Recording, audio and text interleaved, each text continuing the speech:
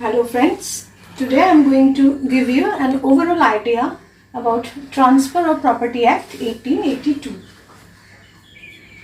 For the very nomenclature of this act, it is very much clear that it is transfer of property. Now, what do you mean by transfer? Transfer means alienation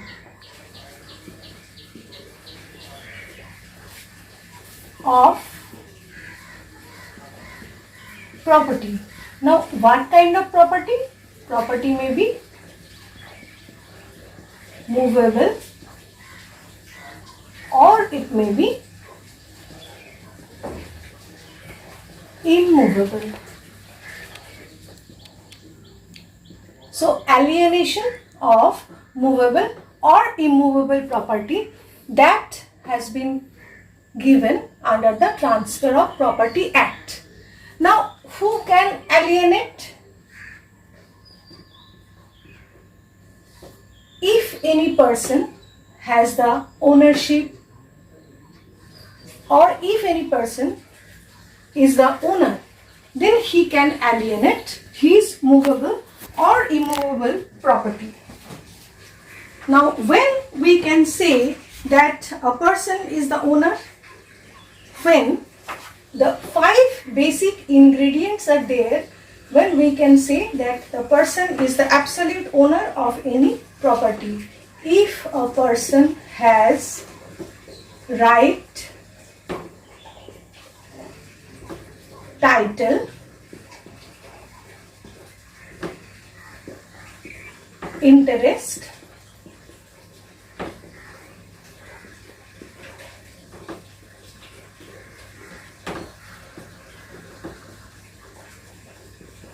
ownership, and finally the possession. These 5 ingredients are the identification. We can say these are the identification of any property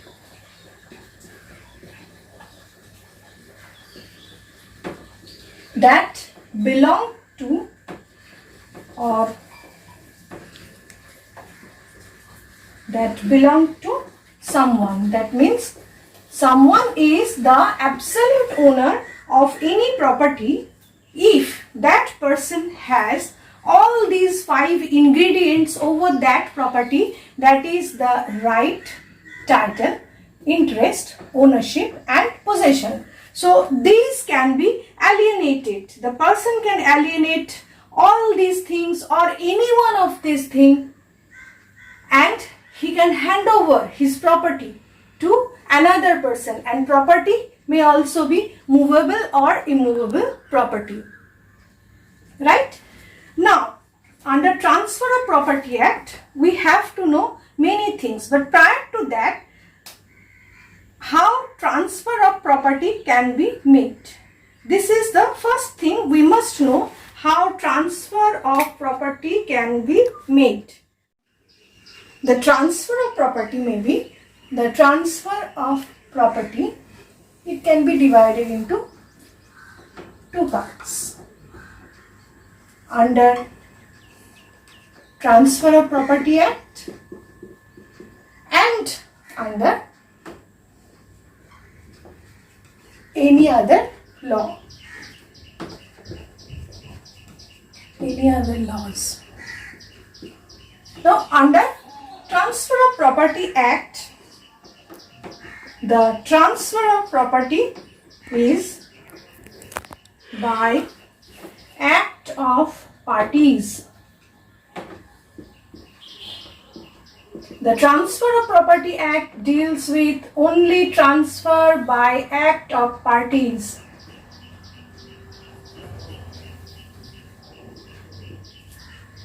And in other laws, the transfer may be by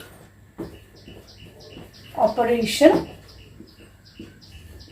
of law.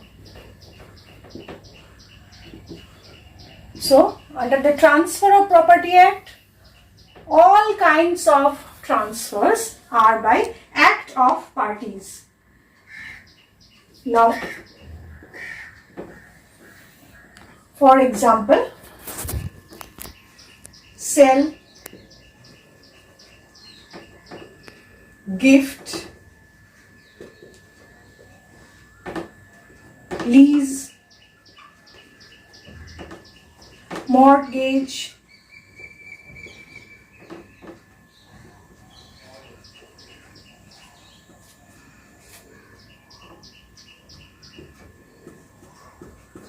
exchange,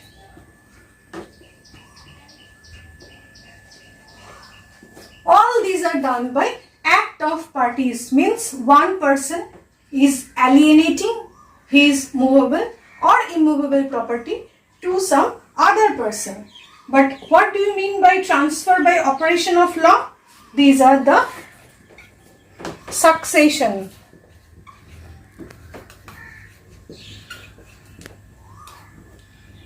insolvency,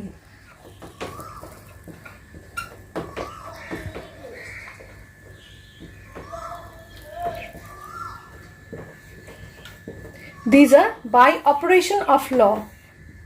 If one person dies, automatically his or her successor will step into the shoes of that particular person. That is by operation of law. And here, all these transfers are inter vivos transfer.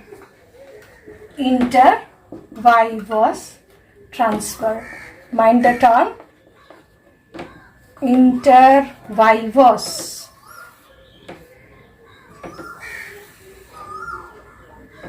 Now, what do you mean by inter vivos transfer?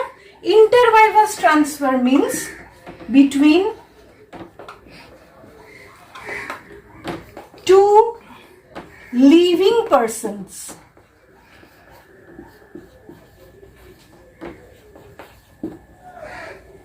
And in case of this kind of transfer, that is transfer by operation of law, this is non-inter vivos transfer. Non-inter vivos transfer.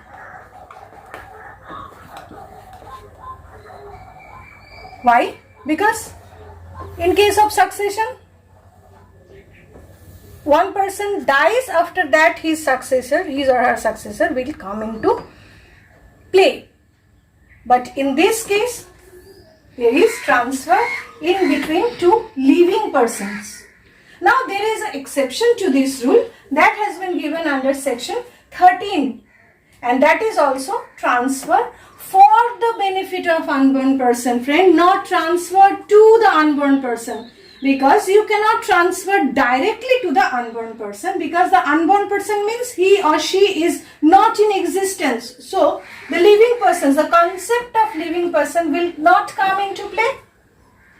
That's why it is transfer for the benefit of unborn person. And whenever you are transferring your property for the benefit of unborn person, you must have to give some life interest to the person who are in existence, right? So these we will discuss later on, but right now transfer inter vivos and non-inter vivos transfer. Non-inter vivos transfer, these will not covered by the Treaty Act, rather these will governed by the Succession Act, right? Now transfer inter vivos, transfer of property may be movable or may be immovable. Now friend, inter vivos transfer.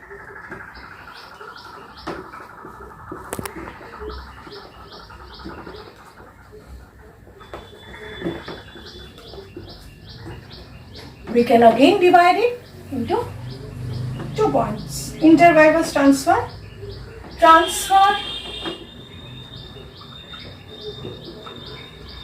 of property, whether movable immovable.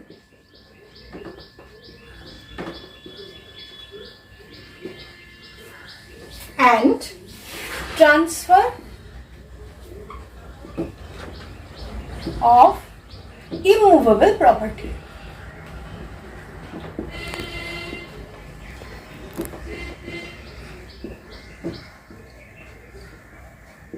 The entire act can be summed up like transfer of property, whether movable or immovable, has been given under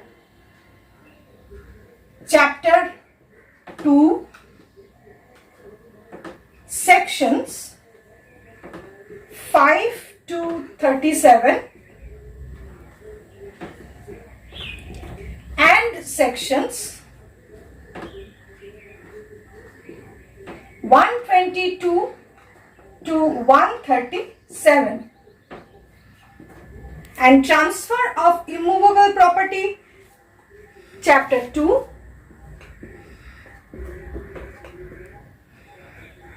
sections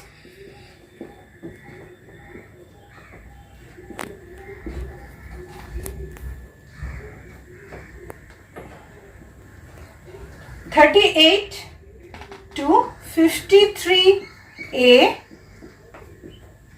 and chapter 3 to 8, sections 54 to 137. This is the entire Transfer of Property Act, because we have 137 sections in your Transfer of Property Act. So if the transfer of property, it may be movable or it may be immovable, that has been given under chapter 2, sections 5 to 37 and sections 122 to 137. And transfer of immovable property only rather, that has been given under chapter 2, sections 38 to 53A and chapters 3 to 8, sections 54 to 137. And transfer of immovable property, here we can find cell,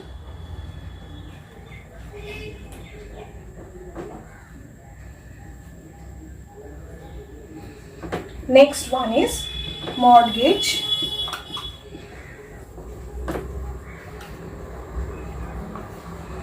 next one lease,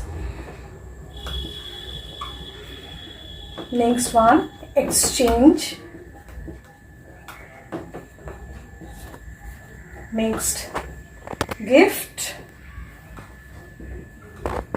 and transfer of actionable claim. Now sale, section 54 to 57. On and from section 58 we have mortgage, 58 to 104.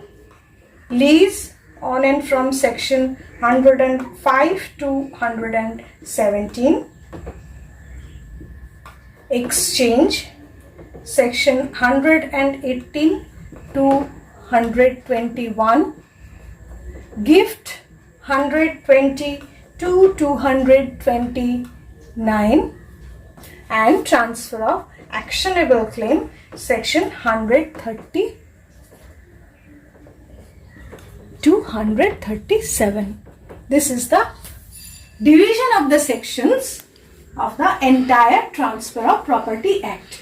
So friends, for today, after this, in our next class, we will start from section 3, the definition clause, and we will continue in our next class. So for today, thank you very much.